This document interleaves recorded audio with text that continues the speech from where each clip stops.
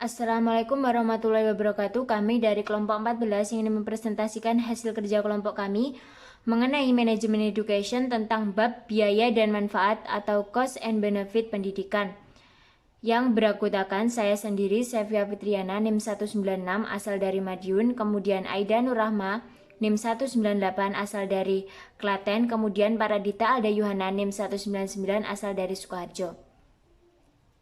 Biaya dan manfaat atau cost and benefit pendidikan. Dalam materi ini dibagi menjadi 5 submateri. Yang pertama, perspektif ekonomi pendidikan.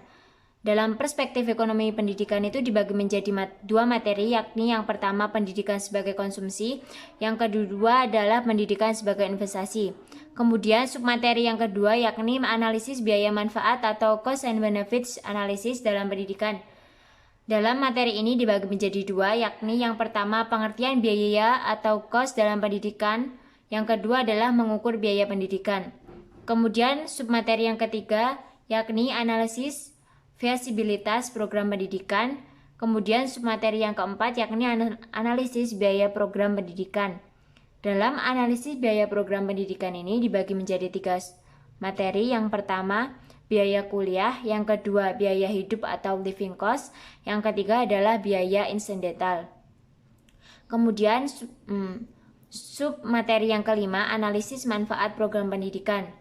Dalam materi analisis manfaat program pendidikan ini dibagi menjadi 2 materi. Yang pertama keuntungan langsung atau direct benefit, yang kedua adalah keuntungan tidak langsung atau indirect benefit. Efisiensi dan produktivitas adalah inti dari penerapan manajemen dalam sebuah organisasi, termasuk lembaga pendidikan. Akan tetapi, mengukur dan menentukan efektivitas, efisiensi, dan produktivitas lembaga secara umum memang sangat sulit diidentifikasi. Kenyataan ini menyebabkan kebingungan para pengambil keputusan strategis dalam mencari alat analisis yang dapat mendukung dalam mengembangkan dan mendukung efektivitas lembaga. Sulitnya mengukur secara ekonomis tingkat pengembalian hasil dari suatu investigasi pendidikan atau return on investment in education membutuhkan waktu yang sangat lama untuk mengetahui keuntungan dalam investasi pendidikan. Investasi dalam pengertian ini adalah komitmen atas sejumlah dana atau sumber daya lainnya yang dilakukan pada saat ini dengan tujuan untuk memperoleh sejumlah keuntungan di masa mendatang. Hal ini menunjukkan bahwa pendidikan bukan semata-mata layanan jasa enrich, akan tetapi dalam perspektif ekonomi, pendidikan merupakan barang investasi yang didasarkan pada alasan bahwa alat untuk perkembangan ekonomi dan bukan sekedar pertumbuhan ekonomi. Pada praksis manajemen pendidikan modern, salah satu dari 5 fungsi pendidikan adalah fungsi teknis ekonomi, baik pada tataran individual hingga tataran global. Fungsi teknis ekonomis merujuk pada kontribusi pendidikan untuk perkembangan ekonomi. Investasi dalam pengertian ini adalah komitmen atas sejumlah dana atau sumber daya lainnya yang dilakukan pada saat ini dengan tujuan untuk memperoleh sejumlah keuntungan di masa mendatang. Hal ini menunjukkan bahwa pendidikan bukan semata-mata layanan jasa enrich, akan tetapi dalam perspektif ekonomi, pendidikan merupakan barang investasi yang didasarkan pada alasan bahwa alat untuk perkembangan ekonomi dan bukan sekedar pertumbuhan ekonomi. Pada praksis manajemen pendidikan modern, salah satu dari 5 fungsi pendidikan adalah fungsi teknis ekonomis, baik pada tataran individual hingga tataran global. Fungsi teknis ekonomis merujuk pada kontribusi pendidikan untuk perkembangan ekonomi. Doktrin ekonomi mengungkapkan bahwa human capital dapat dipandang sebagai unsur kemakmuran atau wealth yang dapat disamakan dengan material capital. Peranan pendidikan dalam rangka pembangunan ekonomi berupa human capital dalam arti menyediakan tenaga-tenaga terdidik yang mempunyai skill tertentu, karena dalam penentuan investment pengetahuan dan skill merupakan variabel investment yang kritis dalam penentuan rate of economic growth. Cara melihat dan mengukur hasil dari efektivitas dan efisiensi sebuah investasi yakni dengan menggunakan analisis biaya dan manfaat atau cost and benefit analysis. Dengan metode ini akan diketahui apakah sebuah kegiatan atau program dapat memberikan keuntungan dan berapa biaya yang akan dibutuhkan. Kemudian saya akan menjelaskan mengenai perspektif ekonomi pendidikan. Human Development Index atau HDI menunjukkan bahwa kualitas pendidikan di Indonesia rendah dan berada di bawah Vietnam. Penyebab rendahnya kualitas pendidikan dan manusia disinyalir kurangnya perhatian pemerintah terhadap pendidikan dan menempatkan pendidikan sebagai prioritas terpenting. Memprioritaskan pendidikan merupakan agenda penting yang mendesak dalam perspektif ekonomi pendidikan. Didasarkan pada alasan bahwa pendidikan adalah alat untuk perkembangan ekonomi dan bukan sekedar pertumbuhan ekonomi. Misalnya, pendidikan dapat membantu siswa untuk mendapatkan pengetahuan dan keterampilan yang diperlukan untuk hidup dan berkompetisi dalam ekonomi yang kompetitif. Secara umum terbukti bahwa seorang yang mempunyai pendidikan yang tinggi maka tingkat pendapatannya semakin baik. Karena orang yang berpendidikan lebih produktif bila dibandingkan dengan yang tidak berpendidikan. Produktivitas seseorang tersebut dikarenakan dimilikinya keterampilan teknis yang diperoleh dari pendidikan. Oleh karena itu, salah satu tujuan yang harus dicapai oleh pendidikan adalah dengan mengembangkan keterampilan hidup. Para penganut teori human capital berpendapat bahwa pendidikan adalah sebagai sumber daya manusia yang memberi manfaat moneter ataupun manfaat non-moneter. Kemudian saya akan menjelaskan mengenai pendidikan sebagai konsumsi. Pendidikan sebagai konsumsi adalah hak dasar manusia, sebagaimana sudah dijelaskan dalam UUD 1945, pasal 31 yang menyebutkan bahwa setiap warga negara berhak mendapatkan pendidikan, dan setiap warga negara wajib mengikuti pendidikan dasar dan pemerintah wajib membiayainya. Pendidikan sebagai konsumsi merupakan hak demokrasi yang dimiliki oleh setiap warga negara, sehingga sampai tingkat tertentu penyelenggaranya harus dilakukan oleh pemerintah yakni wajib belajar selama 9 tahun atau SD atau MI, selanjutnya dilanjutkan SMP atau MTS. Terkait dengan pendidikan sebagai konsumsi, pendidikan juga dipandang sebagai investasi. Tujuannya adalah untuk memperoleh hasil balikan atau rate of the return yang lebih besar di masa yang akan datang. Biaya pendidikan dalam jenis pendidikan ini dipandang sebagai jumlah uang yang dibelikan untuk memperoleh atau ditanamkan dalam sejumlah modal manusia atau human capital yang dapat memperbesar kemampuan ekonomi di masa yang akan datang.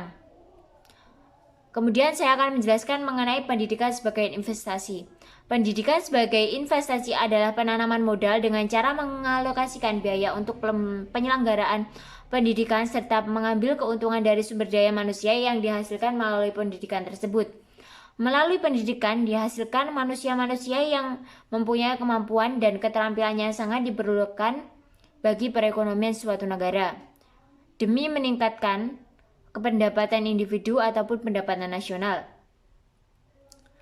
Pendidikan sebagai human investment memiliki dampak ganda ikutan atau multiplying effects terhadap kehidupan berbangsa dan bernegara, yaitu pertama, memberikan manfaat secara ekonomi. Pendidikan mampu membangun ekonomi masyarakat dan bangsa. Kedua, memberikan manfaat secara politik. Pendidikan juga mampu memberdayakan pimpinan dari lokal sampai ke pusat untuk mengambil kebijakan yang mampu menyejahterakan seluruh rakyat. Yang ketiga, memberikan manfaat secara sosial dan budaya. Dalam hal ini, pendidikan mampu memberikan budaya yang sehat dan baik bagi masyarakatnya. Pandangan semacam ini merupakan pandangan pendidikan sebagai proses investasi dalam bentuk manusia terdidik atau educated people. Kemajuan pada hakikatnya merupakan hasil kinerja manusia. Jika suatu bangsa tidak mampu mengembangkan sumber-sumber manusianya, ia tak akan dapat mengembangkan apapun, apakah sistem politik modern dan lain-lain. Aparat pemerintahan yang cakap dan bersih, angkatan yang perang yang tangguh, atau perekonomian yang makmur yang membawa keadilan bagi seluruh penduduknya. Nilai tambah yang diperoleh dari investasi pendidikan ini berhasil diwujudkan dalam bentuk maslahat pribadi atau private benefit dan maslahat sosial atau social benefit. Dalam konteks investasi, analisis 4 pilar pembelajaran menurut UNESCO atau United Nations Educational atau Scientific and Cultural Organization dapat berjalan dan berdampak maksimal, yaitu 1. Learning to know, yang kedua learning to do, yang ketiga learning to be, yang keempat learning to live together, dan ditambah 2 pilar lagi yang sangat penting bagi tujuan dan pengembangan pendidikan, yaitu learning how to learn dan learning through how to learn. Investasi pendidikan terjadi dalam proses pembelajaran yang terjadi dalam situasi sosial. Dalam konteks investasi, pembelajaran harus mampu mengkondisikan kepemilikan nilai-nilai, sikap, pengetahuan, dan kecakapan yang dikehendaki sesuai dengan tujuan investasi pembelajaran. Sebagai esensi, pendidikan merupakan proses pengkondisian agar tujuan investasi itu tercapai. Perkenalkan, saya Paradita Alda Yuhana. Di sini saya akan menyambung presentasi dari Sevia Fitriana. Asal saya dari Sukoharjo. Di sini saya akan menjelaskan tentang analisis biaya, manfaat, cost and benefit analisis dalam pendidikan. Analisis biaya manfaat adalah sebuah metode yang digunakan dalam melakukan analisis terhadap investasi. Investasi dalam pengertian ini adalah komitmen atas sejumlah dana atau sumber daya yang lainnya yang dilakukan pada saat ini dengan tujuan memperoleh sejumlah keuntungan di masa yang akan datang. Di dalam analisis biaya dan manfaat merupakan konsep ex ante, yaitu analisis yang digunakan untuk mengevaluasi dan mendeskripsikan tentang sesuatu kegiatan sebelum dilaksanakan atau bahkan tidak akan dilaksanakan. Setiap proyek pembangunan seharusnya dilakukan analisis biaya dan manfaat. Analisis ini dilakukan terlebih dahulu dengan survei sebagai pendahuluan atau reconnaissance survey. Jika penelitian pendahuluan menunjukkan kemungkinan yang meyakinkan terhadap proyek yang akan dilaksanakan, maka survei pendahuluan tersebut dilanjutkan dengan studi kelayakan atau feasibility study, guna memperoleh gambaran apakah proyek itu layak dan apakah proyek itu memberikan manfaat. Sedangkan manfaat dari analisis biaya manfaat ini adalah membantu pengambilan keputusan dalam menentukan pilihan di antara alternatif alokasi sumber-sumber yang terbatas dalam sebuah organisasi, akan tetapi dapat memberikan keuntungan yang tinggi. Dalam konteks pendidikan, CBA atau Cost Benefit Analysis merupakan metodologi yang digunakan dalam melakukan analisis investasi pendidikan. Metode ini dapat membantu para pengambil keputusan dalam melakukan pilihan di antara alternatif alokasi sumber-sumber pendidikan yang terbatas tetapi memberikan keuntungan yang tinggi. CBA menekankan pada prinsip Pareto Improvement, yaitu sebuah aktivitas dikatakan Pareto Improvement jika aktivitas tersebut meningkatkan kualitas hidup dari beberapa orang, tapi tidak membuat orang lain rugi. Dalam konsep dasar pembiayaan pendidikan, ada 2 hal penting yang perlu dikaji atau dianalisis, yaitu yang pertama, biaya pendidikan secara keseluruhan atau total cost merupakan aggregate masyarakat yang dikeluarkan untuk menyelenggarakan pendidikan dalam 1 tahun pelajaran. Yang kedua, biaya satuan per peserta didik atau unit cost merupakan ukuran yang menggambarkan seberapa besar uang yang dialokasikan satuan pendidikan secara efektif untuk kepentingan peserta didik dalam menempuh pendidikan. Pengertian biaya atau cost dalam pendidikan. Secara bahasa, biaya atau cost dapat diartikan pengeluaran. Dalam istilah ekonomi, biaya atau pengeluaran dapat berupa uang atau bentuk moneter lainnya. Biaya pendidikan menurut Dedi Supriyadi merupakan salah satu komponen instrumental yang sangat penting dalam menyelenggarakan pendidikan, yakni di sekolah. Biaya dalam pengertian ini memiliki cakupan yang luas, yakni semua jenis pengeluaran yang berkenaan dengan penyelenggaraan pendidikan, baik dalam bentuk uang maupun barang dan tenaga. Direct and indirect cost atau biaya langsung dan tidak langsung. Biaya tidak langsung atau indirect cost adalah biaya yang menunjang siswa untuk dapat hadir di sekolah dan biaya tersebut meliputi biaya hidup, transportasi, dan biaya lainnya. Sedangkan biaya langsung atau direct cost adalah biaya yang langsung dapat digunakan untuk operasional sekolah. Biaya langsung terdiri atas biaya pembangunan atau capital cost dan biaya rutin atau recurrent cost. Biaya pembangunan atau capital cost merupakan biaya yang digunakan untuk pembelian tanah, pembangunan ruang kelas, perpustakaan dan lapangan olahraga, biaya konstruksi bangunan, penggandaan perlengkapan mebel, biaya penggantian dan perbaikan. Sedangkan biaya rutin atau recurrent cost adalah biaya yang digunakan untuk membiayai kegiatan operasional pendidikan selama 1 tahun anggaran. Biaya ini digunakan untuk menunjang pelaksanaan program pengajaran, pembayaran gaji guru dan personel sekolah, administrasi kantor, pemeliharaan, dan perawatan sarana dan prasarana.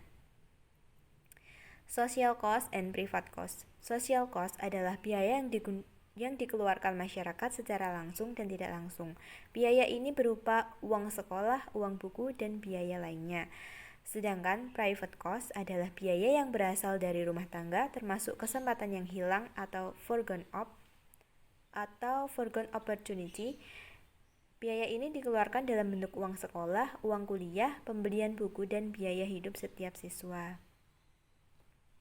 Monetary and non-monetary cost. Monetary cost ialah biaya langsung dan tidak langsung yang dibayar oleh masyarakat dan individu. Sedangkan non-monetary cost ialah kesempatan yang hilang karena digunakan untuk membaca buku dan belajar.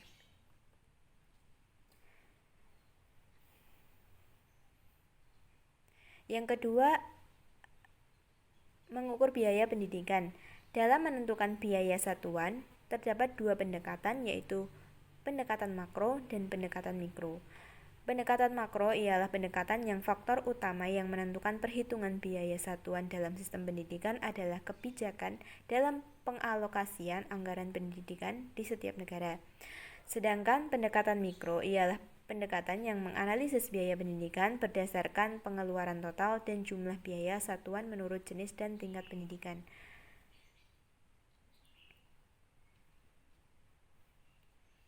Perhitungan satuan biaya pendidikan dapat menggunakan formula SP dalam kurung S, T sama dengan F dikalikan K dalam kurung S, T dibagi M dalam kurung S, T, yang mana SP itu merupakan satuan biaya murid per tahun, K jumlah seluruh pengeluaran, M jumlah murid, S merupakan sekolah tertentu, dan T merupakan tahun tertentu. Selain itu, menurut Nanang Fatah tidak hanya berorientasi pada uang saja, tetapi juga dalam bentuk biaya kesempatan atau opportunity cost, yang sering disebut dengan income forgone,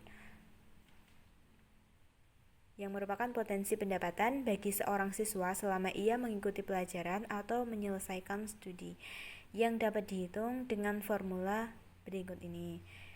C sama dengan L plus K. C merupakan biaya pendidikan, L merupakan biaya langsung dan biaya tidak langsung, sedangkan K merupakan jumlah rata-rata penghasilan tamatan.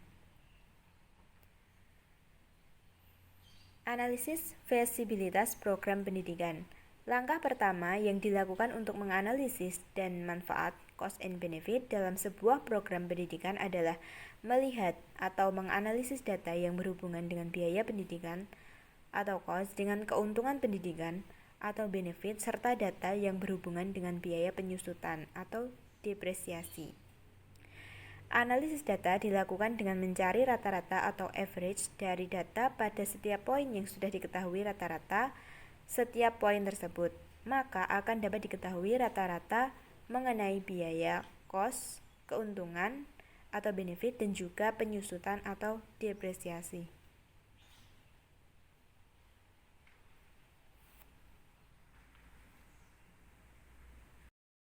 Dan saya, Aida Nurrahma, NIM 198, akan melanjutkan presentasi bab 14. Analisis feasibilitas program pendidikan. Langkah pertama yang dilakukan untuk menganalisis biaya dan manfaat atau cost and benefit dalam sebuah program pendidikan adalah melihat atau menganalisis data yang berhubungan dengan biaya pendidikan atau cost dengan keuntungan pendidikan atau benefit, serta data yang berhubungan dengan biaya penyusutan atau depresiasi. Analisis data dilakukan dengan mencari rata-rata atau average dari data pada setiap poin yang sudah diketahui rata-rata pada setiap poin tersebut. Maka akan dapat diketahui rata-rata atau average mengenai biaya atau cost, keuntungan atau benefit, dan juga penyusutan atau depresiasi. Analisis biaya program pendidikan. Berikut adalah poin-poin uraian beserta rata-rata atau average perincian biaya pendidikan untuk menganalisis biaya program pendidikan. 1. Biaya kuliah. Setelah data mengenai perincian biaya kuliah dari semua sampel didapatkan, kemudian dilakukan penghitungan untuk mencari rata-rata atau average setiap poin uraian biaya kuliah, biaya hidup, dan biaya insidental. Seperti yang tercantum pada tabel, variabel 1. Uang masuk dengan rata-rata 225.000. 2. Dana penunjang pendidikan atau DPP dengan rata-rata 600.000. 3. Biaya ospek dengan rata-rata 150.000. 4. Biaya sospen dengan rata-rata 150.000. 5. Pembelian perangkat ospek dengan rata-rata 82.500. 6. Biaya keakraban dengan rata-rata 40.000. 7. Biaya user education dengan rata-rata 400.000. 8. Biaya temu wali dengan rata-rata 40.000. 9. SPP dengan rata-rata 4.800.000. 10. Iuran kelas dengan rata-rata 160.750 rupiah. 11. Biaya PPL 1 dengan rata-rata 150.000. 12. Biaya PPL KKN dengan rata-rata 600.000. 13. Biaya kursus atau les dengan rata-rata 1.150.000. 14. Biaya untuk membeli ATK seperti pulpen, buku tulis, dan lain-lain dengan rata-rata 3.180.000. 15. Beli buku kuliah dan bacaan dengan rata-rata 1.625.000, dan seterusnya hingga jumlah rata-rata senilai 16.123.250 untuk biaya 4 tahun. 2. Biaya hidup atau living cost dengan variabel 1. Biaya makan dan minum rata-rata menghabiskan 19.800.000. 2. Sewa tempat tinggal dengan biaya rata-rata 2.270.000. 3. Beli baju dan sandal. 4. Beli handphone. 5. Beli pulsa handphone. 6. Biaya refreshing dengan jumlah rata-rata 28.895.000 selama 4 tahun. 3. Biaya insidental. Variabel 1. Biaya berobat atau sakit dengan rata-rata 2.380.000. 2. Biaya untuk kecelakaan dengan rata-rata 4 juta. Sehingga jumlah rata-rata untuk pengeluaran 4 tahun adalah 6.380.000. Penghitungan rata-rata biaya total atau biaya selama 4 tahun. Karena pada umumnya pendidikan S1 ditempuh selama 4 tahun. Total cost sama dengan biaya A plus B plus C senilai dengan 16.123.250 ditambah 28.895.000 dan ditambah 6.380.000 sama dengan 51.398.250 rupiah. Kisaran perbedaan biaya antar mahasiswa yang satu dengan yang lainnya berbeda karena latar belakang mahasiswa yang berbeda-beda pula. Analisis manfaat program pendidikan. Manfaat atau benefit pada analisis ini dibedakan menjadi dua, yaitu manfaat langsung atau direct benefit dan manfaat tidak langsung atau indirect benefit. Manfaat langsung atau direct benefit adalah manfaat yang dihasilkan dari pekerjaan yang linear dengan pendidikan yang ditempuh. Sedangkan manfaat tidak langsung atau indirect benefit adalah manfaat yang dihasilkan dari pekerjaan yang tidak linier atau unlinear dengan latar belakang pendidikan yang sudah ditempuh. Manfaat dalam analisis ini mengalami redefinisi sehingga manfaat lebih diartikan sebagai keuntungan. 1. Keuntungan langsung atau direct benefit seperti yang tercantum pada layar. Variabel A. Gaji guru atau karyawan dengan jumlah rata-rata biaya 4 tahun Rp145.600.000. B. Biaya hidup dengan jumlah rata-rata selama 4 tahun Rp91 juta. C. Biaya insidental dengan jumlah rata-rata Rp19.200.000. DB atau direct benefit sama dengan A dikurangi B plus C sama dengan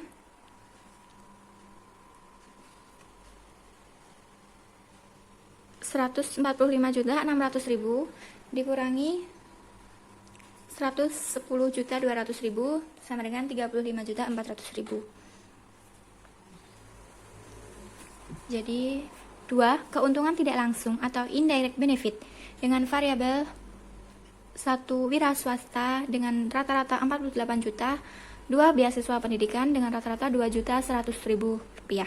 Jumlah rata-rata Rp50.100.000. Keuntungan ini terdiri dari dua hal, yaitu keuntungan langsung dan tidak langsung. Jadi, total keuntungan juga merupakan hasil penjumlahan dari keuntungan langsung dan keuntungan tidak langsung.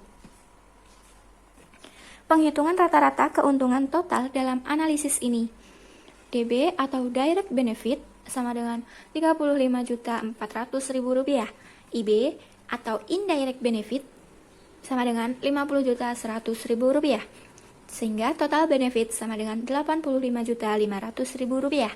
Standar profesi yang digunakan dalam analisis ini menggunakan standar pegawai negeri sipil. Analisis biaya menunggu kerja atau depresiasi. Menurut teori, depresiasi adalah biaya penyusutan barang dan ketika digunakan untuk penghitungan biaya pendidikan, maka terdapat redefinisi, yaitu mengubah makna penyusutan menjadi masa menunggu kerja. Variabel A. Biaya hidup dengan jumlah rata-rata Rp10.660.000. B. Biaya insidental dengan jumlah rata-rata Rp1 juta. Sehingga depresiasi mempunyai rumusan, yaitu A plus B. IB sama dengan Rp10.660.000